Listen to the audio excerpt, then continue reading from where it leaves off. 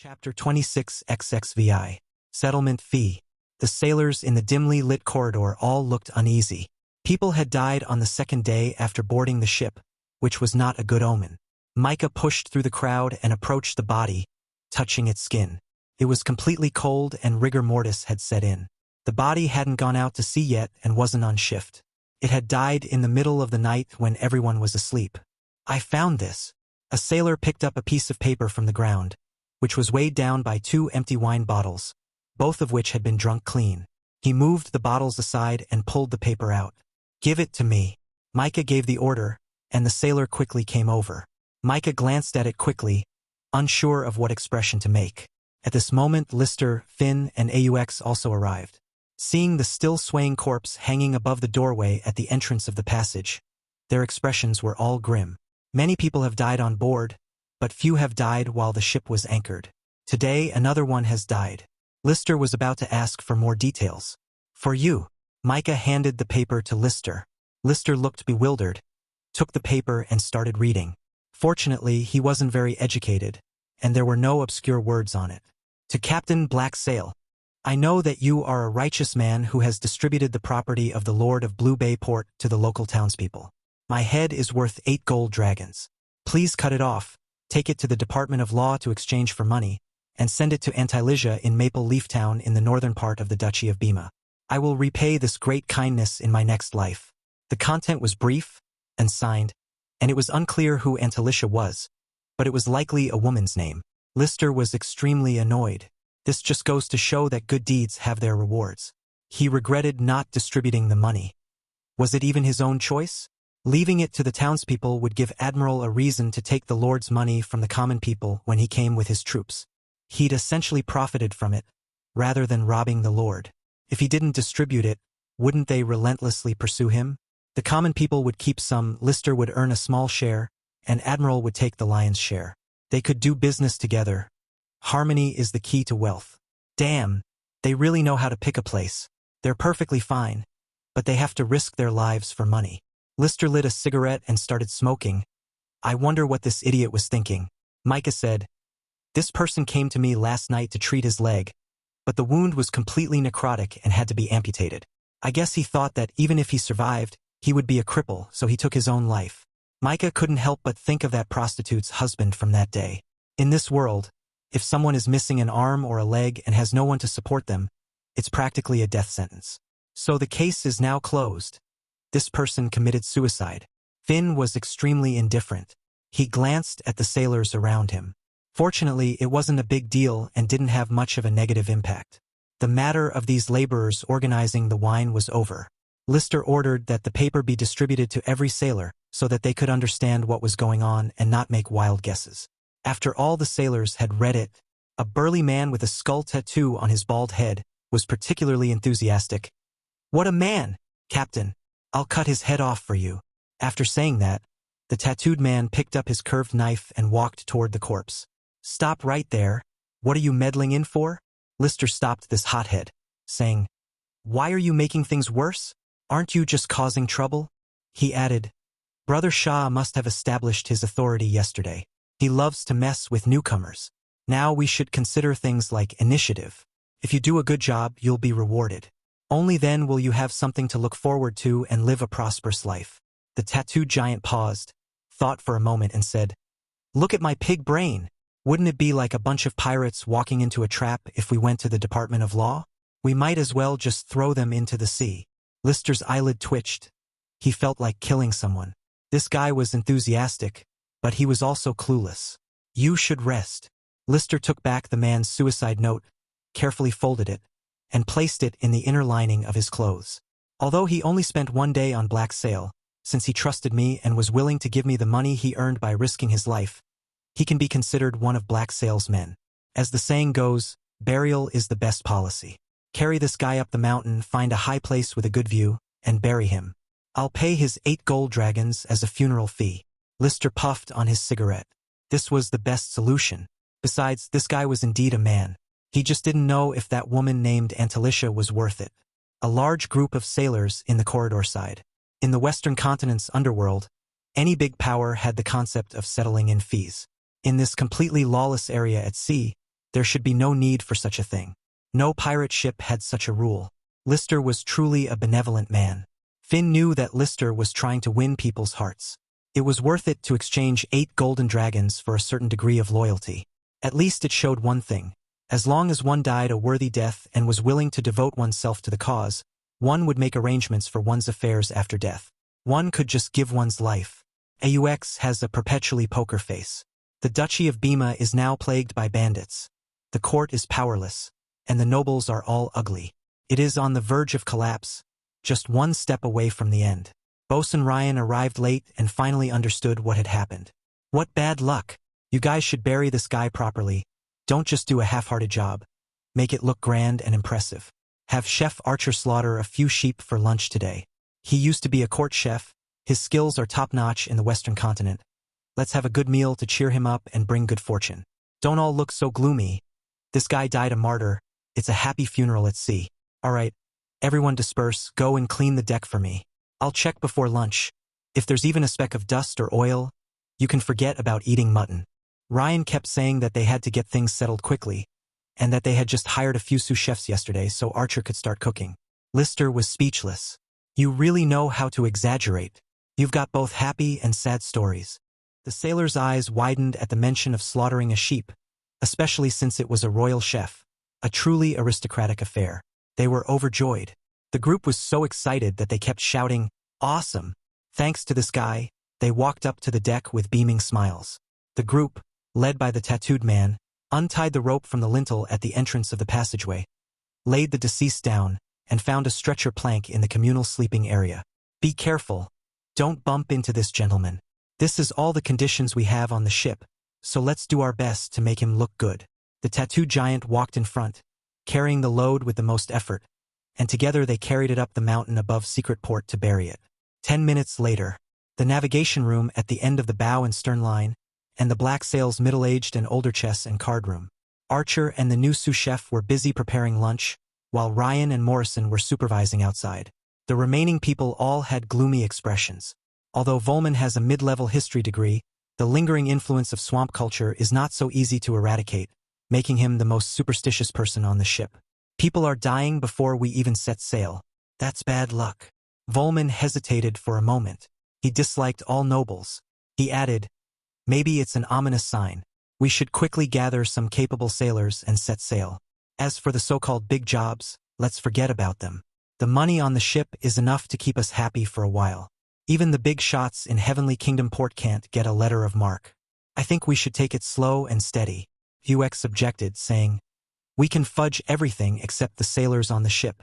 Even if they are just lowly men, if we encounter a battle at sea, those who can control the sails won't know how to control them, those who can fire the cannons won't know how to fire them, and the old, weak, sick, and disabled will be terrified. We will sink with the ship. Swan was far more ambitious than Volman and was essentially Finn's mouthpiece, saying, the stuff I stole is on the ship. Now we have more resources than the big bosses of Heavenly Kingdom Port. What are pirate overlords compared to this? We should be doing bigger things. Everyone was stunned by Swan's words. This thief was usually quiet, but when he spoke, he was quite explosive. He was determined to do this job. He had lofty ambitions. Lister was also somewhat hesitant. Although he was a materialist warrior, this was truly unlucky, and besides, he didn't know what the Lord's big job was. At this moment, Haywood pushed open the door, saw that everyone present had gloomy faces, and said cheerfully, a surprise has arrived. The Earl has sent gifts, saying he wants to reward us and let the brothers improve their lives. The carriage is carrying chests and chests, but I don't know what they are. Shoddy slapped his forehead. Ren was right. They couldn't wait 5 days. People had already arrived. This was a big job. Was it to assassinate the Aaron Emperor or what? Chapter 27 XXVII. Pirate Act. Secret Port was originally built by the nobles of Linden City and belonged to the gentry. It was used to evade the duchy's customs duties, stockpile private armies, and shelter criminal gangs to collect parking fees and protection money. Getting protection money from those who collect it is the first step you take, the first step you enter the game. Black Sail and his crew are currently acting as a temporary private army for the nobility, serving as their front men, and their parking fees are naturally waived. Lister and his group went down to the pier. Shoddy glanced at the procession. There was more than one carriage, but 3 in total, all very impressive. They were all drawn by white horses, and the cargo compartments contained more than 20 large and small boxes, all exquisitely packaged. They weren't just cheap wooden crates.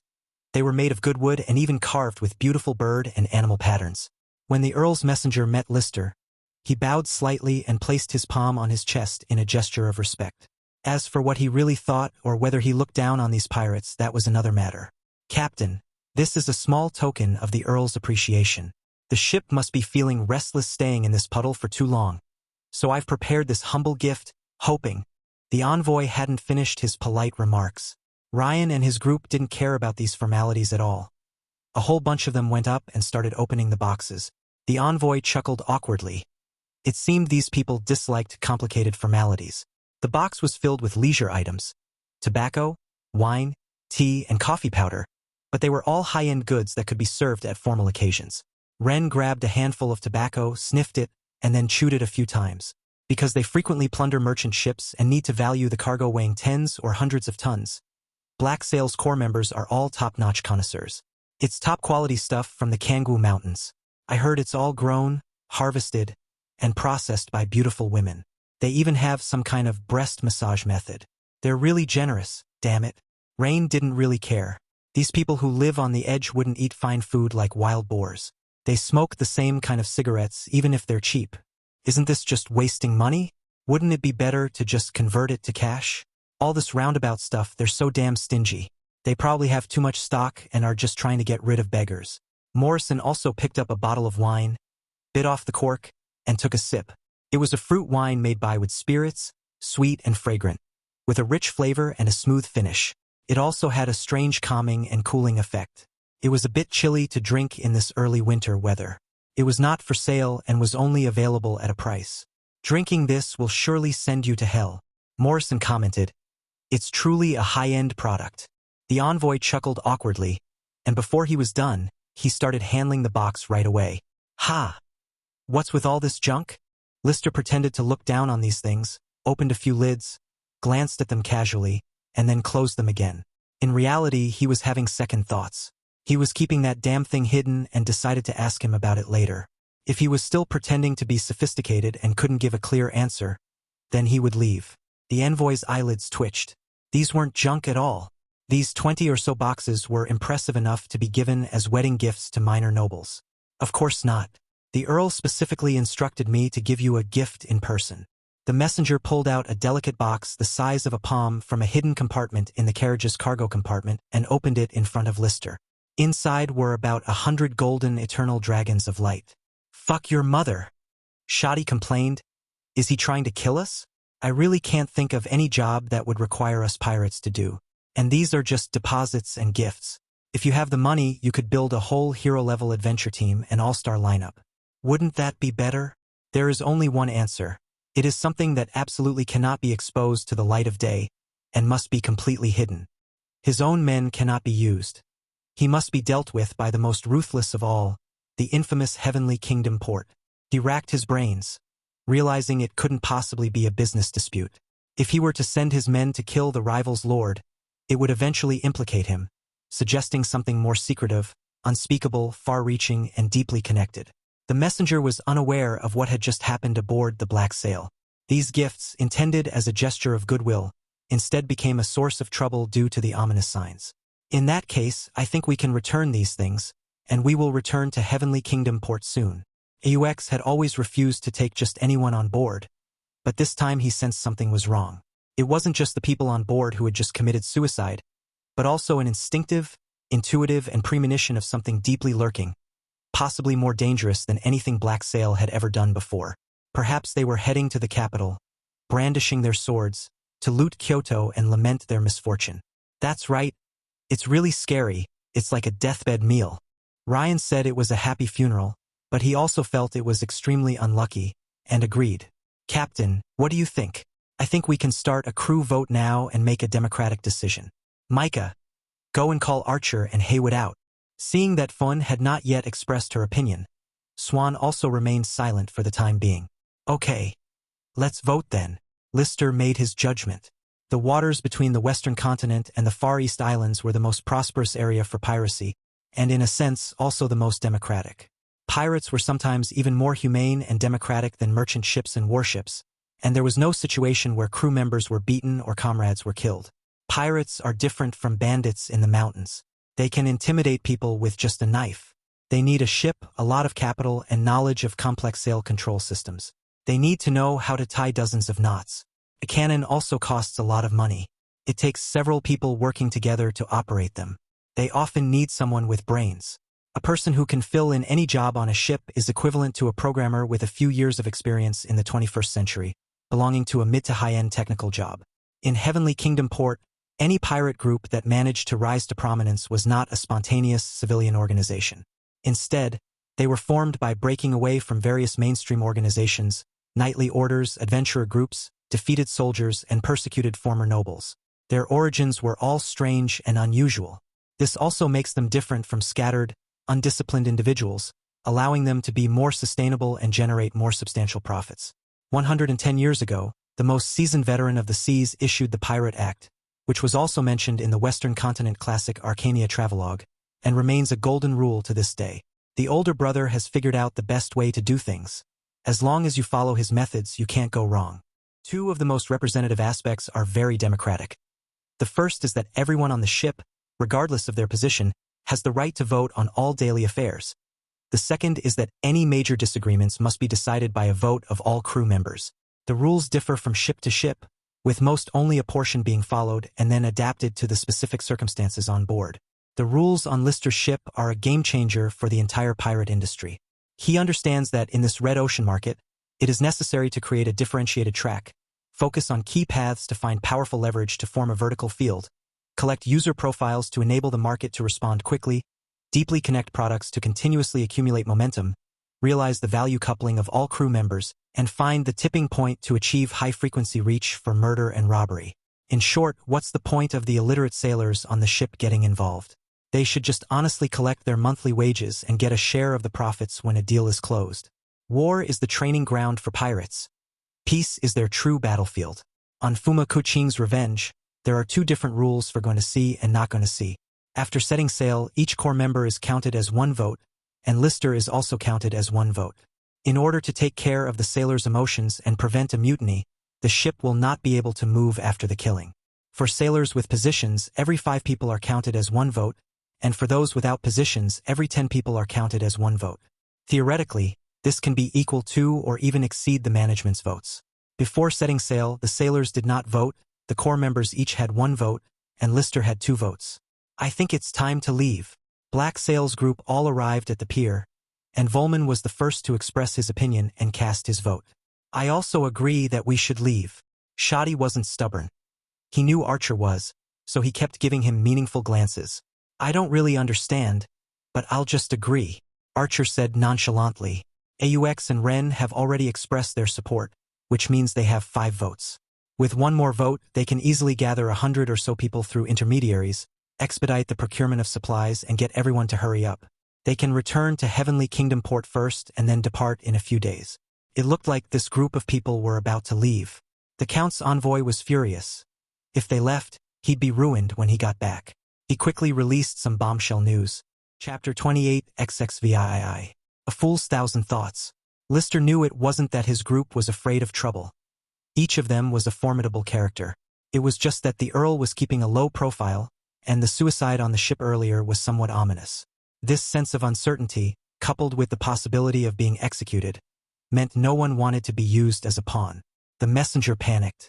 The Earl's idea was to have the messengers keep Black Sail at bay for a few days, and then invite them to his home a week later. Please don't rush, everyone. The Earl would like to invite the captain to a family dinner in a week. The envoy spoke with a forced smile.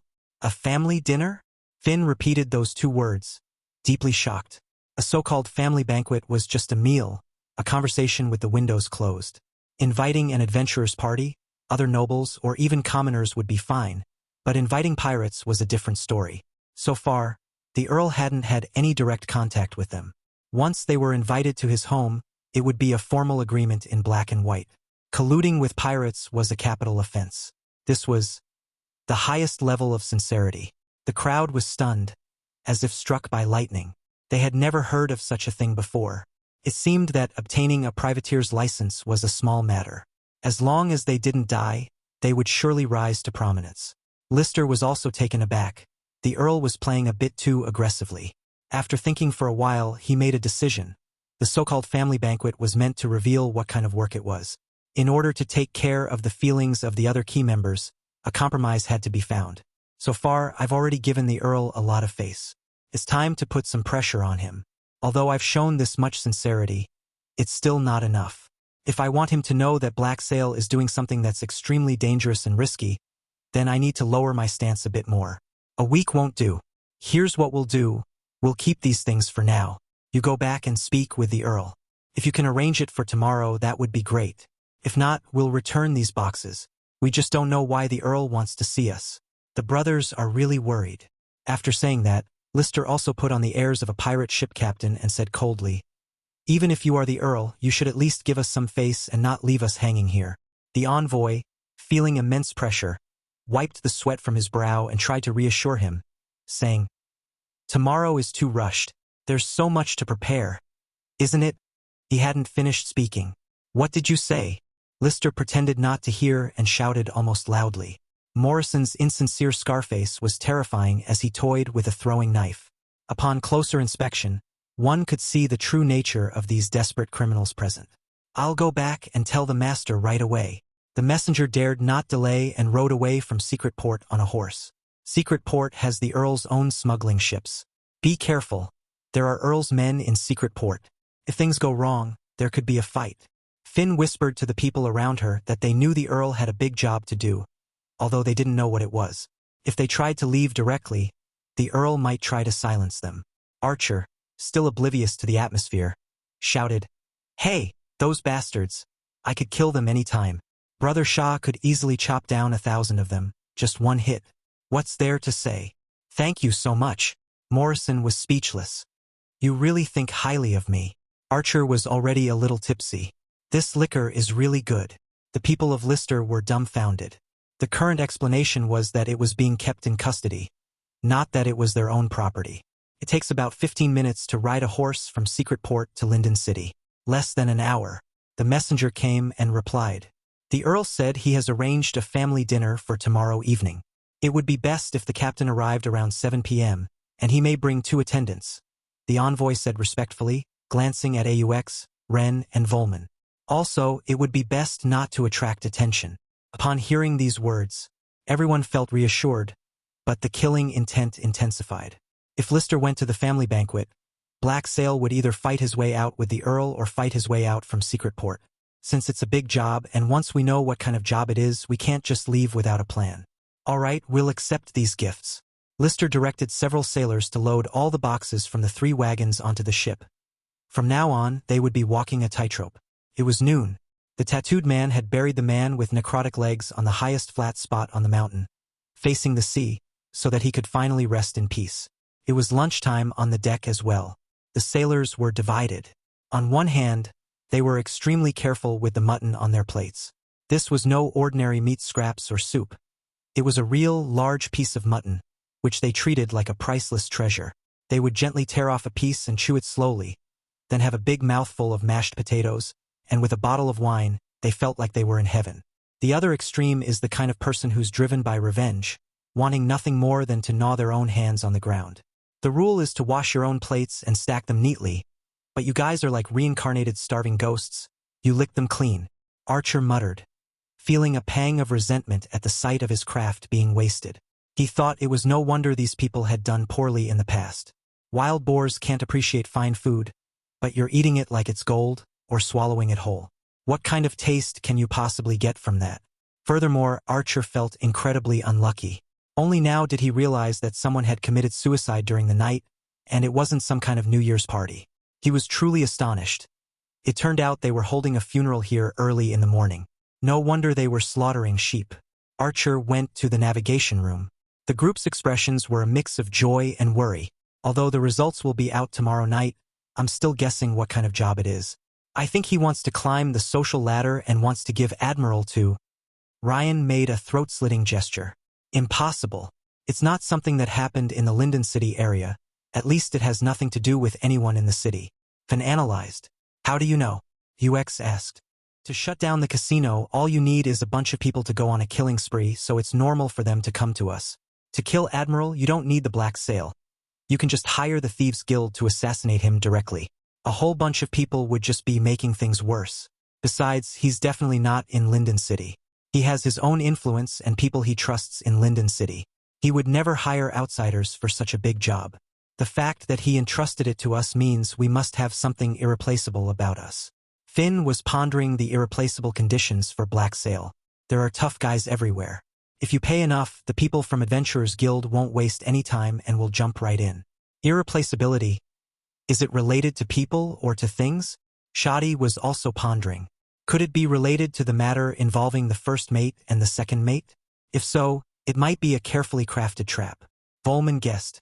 The Mirror Sea and the Western Continent are more than 100,000 nautical miles apart, so their reach is too far.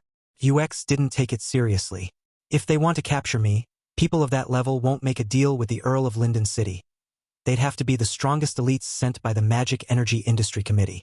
Finn didn't take it seriously. Archer came in and saw these people deep in thought.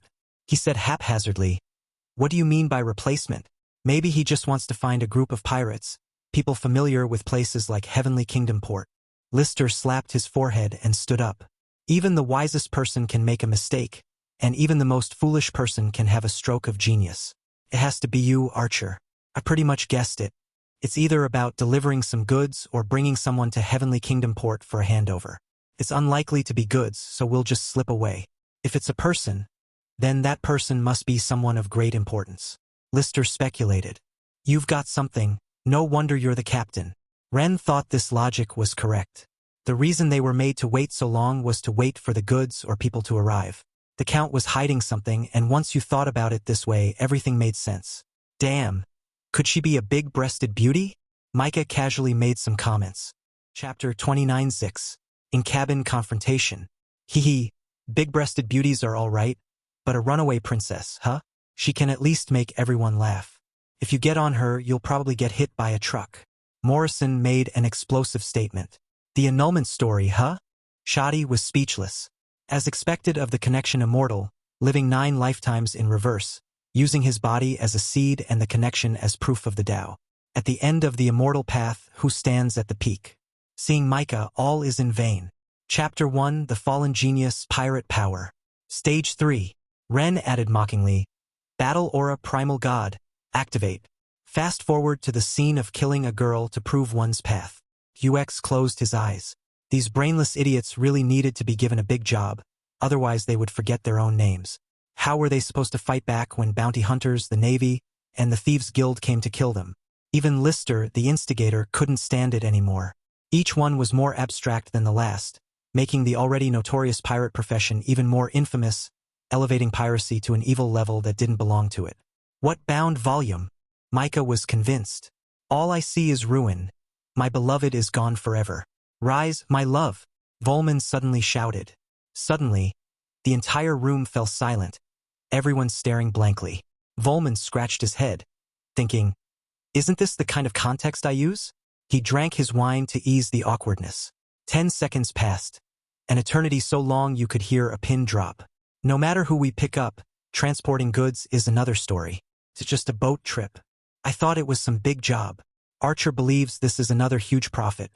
Why not take advantage of someone being taken advantage of? Finn shook her head.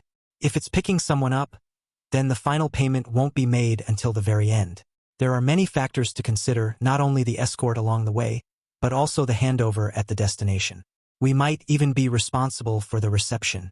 There are too many variables, and that's the most difficult job. Finn answered. What's so difficult about it? If it really doesn't work out, you can just die halfway through, or be sold into slavery somewhere. You can even use that as a hostage to get money. Archer didn't take it seriously and stubbornly insisted on showing off. Archer is still the best. Ren scoffed. If it were really an important person, would they entrust such a weakling to you? You'd need at least 2 or 3 bodyguards so you wouldn't get wrecked by your own men. The Lord is definitely smarter than you. Otherwise he would have been dead in the cutthroat world of 1,000 scheming nobles. They said you can bring 2 people. Have you chosen anyone yet? Finn asked Lister. That goes without saying. We definitely need to bring General Finn and Brother Shaw. That way, if something goes wrong, we'll have someone to protect us. Without a second thought, Lister brought his human rights card and supermodel card with him, otherwise he might lose his life if things didn't go well. A family dinner? You make it sound high class, but if it's supposed to be a noble family dinner, it's basically just a slut party. Morrison said it casually. Finn spat out the tea in her mouth as this person made an explosive statement with a straight face. All right, let's not talk about this anymore. Anyway, the results will be out tomorrow night. I was too busy yesterday and this morning, so I'll show this to you guys. Finn took out the newspaper she had bought from Adventurers Guild, hoping to broaden the horizons of these illiterate people and help them understand current events, so they wouldn't spend their days learning meaningless abstract quotes from Lister and causing their brains to degenerate. The group passed the newspaper around. A carriage. Ren narrowed his eyes. The Aaron people believe that the origin of all laws in the universe is a carriage. There's a secret in those two words. Does a carriage have horses? A carriage. All right, you should stop using your supernatural powers. I know what you're trying to say. Lister quickly stopped. Volman, a well-known anti-Aaron fanatic, was thoroughly amused by the prank. The Aaron people are so generous. They don't even have horses themselves, yet they come to entertain the public. After making a couple of sarcastic remarks, Volman began to read carefully. When he discovered that this creation could quickly transport goods and even people, his nictitating membrane blinked a few times, and his long, forked tongue extended and contracted. After a long pause, he managed to utter a sentence. The Aaron Empire is about to be destroyed. Volman handed the newspaper to the next person, offering his assessment. I know you're a fanatical anti-Aaron, but setting aside the facts, no, just the facts, why does it have to be destroyed? Lister was speechless. Before Volman's hometown, the great wetland of Mengers, was designated as an autonomous region. Life was still manageable, even though people had to go out to scavenge for resources. After the Emperor's rampage, the Malthusian trap was lifted, the population decreased, but life became even more miserable. Autonomous regions and principalities sound nice, but they're essentially the same thing. They mean that autonomy is possible, but only a little bit. You manage all the bad things in the area, and I'll manage all the good things. The Great Wetlands' native products were to be included in the free market trade. In order to develop the wetlands into a habitable environment for humans, a system of corvée labor was introduced. Every adult male dragonborn was required to perform 3 years of unconditional corvée labor. Corvée labor was essentially free labor without a penny to his name. The word perfectly encapsulates it, and it was better to go to jail. That's why the Great Wetland Rebellion happened a few years ago. The Great Wetland ruler, who had profited from exploiting his fellow countrymen, started fighting the rebels. Volman was one of the rebels and an officer. At first, he was winning one victory after another. The Great Wetland ruler's troops were like paper and were unstoppable. But the ruler simply called in the Aaron army, and the rebels were suppressed in less than a month. More than a decade ago, Volman had already become a slave of a conquered nation. In utter despair, with no hope of restoring his country, he went into exile overseas. Volman began. The Aaron Empire seems to be winning all the time, and it really is winning all the time.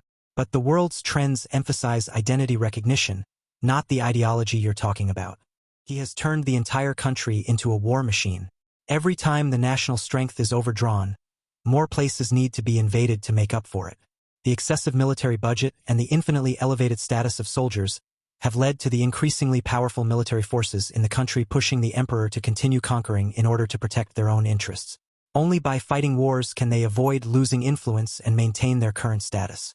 It's like an abyss. Even if the emperor wanted to stop, he couldn't. He has been put on a pedestal and become a puppet of the word conquest itself. Yes, the emperor was always winning. He simply postponed the detonation of the hidden dangers he had created by each time he overextended his national strength to invade other countries. Hidden beneath the generous welfare benefits of Aaron officials lies the endless hatred between the other nations of the Western continent. Once the railway is built, and it must be built, the entire Western continent will be interconnected, and with the Emperor's military prowess, he will easily conquer the entire Western continent. After Volman finished speaking, Lister gave an awkward laugh. Even emperors have been conquered, and the game has been ended with a few words and laughter. How can there be any destruction?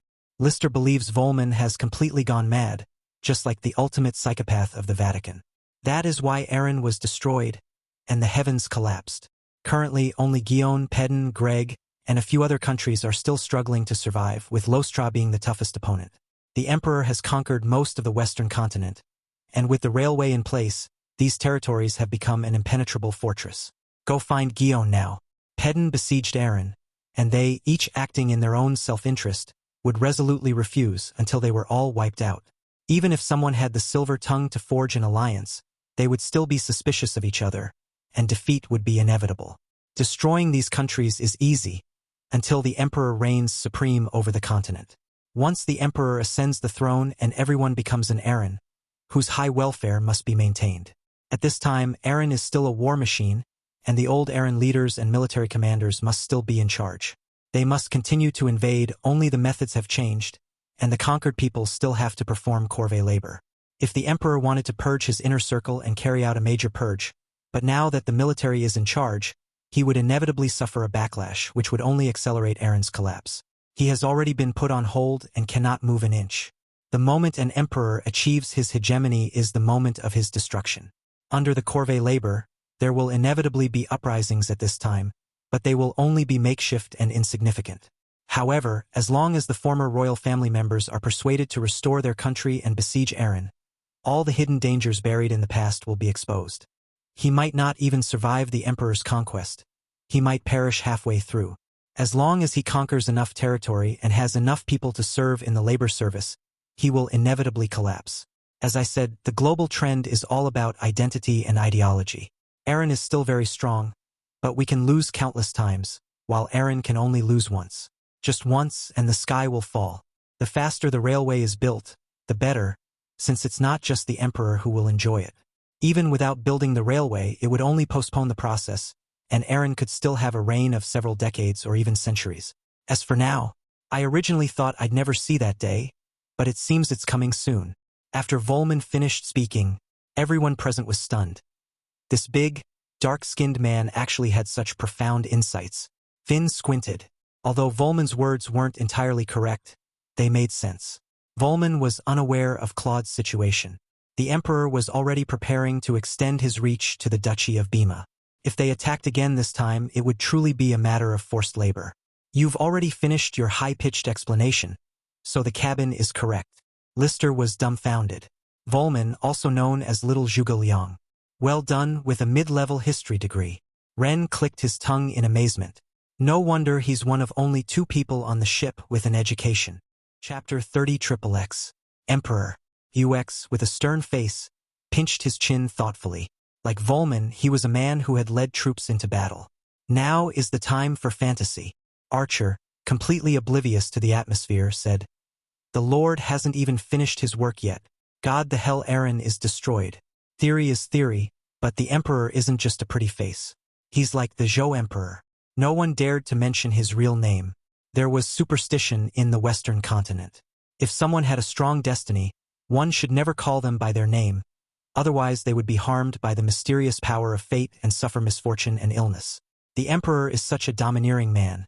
It wouldn't be an exaggeration to call him the #1 tough guy in the Western continent. His story is widely known throughout the Western continent, from children to the elderly, because it is so incredibly British. The bards, fueled by their fanatical adoration, embellished the stories, and as they became the main force in spreading them, the tales eventually devolved into mere fantasies. The old Yalan monarch was incompetent, obsessed with astrology and arcane metaphysics, and yearned for the secret power of physical immortality. The emperor was originally a simple man. It was rumored that he possessed strength comparable to the mountain giant, but he had no ambition and was content to be the mayor of his hometown town. If you didn't provoke him, nothing would happen to you. At this point, the court astrologer started causing trouble, saying, "Your Majesty, you will be killed by someone who is a descendant of the overlord from 2,000 years ago. He will ride a silver dragon and lead a 1,000,000-strong army to the capital."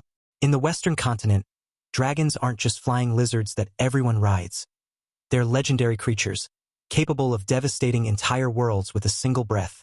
The monarch was dumbfounded. Silver dragon? Where could he possibly find one? He should find and kill this descendant first. If the man was gone, the dragon would be gone too. This descendant naturally became the emperor. The emperor was quickly found. Facing the vanguard of 200 heavily armored cavalry, he alone, with only an iron sword and wearing only linen clothes, killed 70 or 80 of them. The remaining 100 or so were terrified and quickly fled. The emperor thought to himself, "I'm not going to be stupid enough to let you kill me. Fine, I'll wait." The emperor couldn't think of a good solution for a while. After all, the other party was the ruler of a country, and he was not so easy to deal with. At this time, the people in the town began to flee. Seeing that they had been abandoned by everyone, they were all disappointed. The emperor couldn't sit still any longer. He said, "My fellow villagers, don't worry.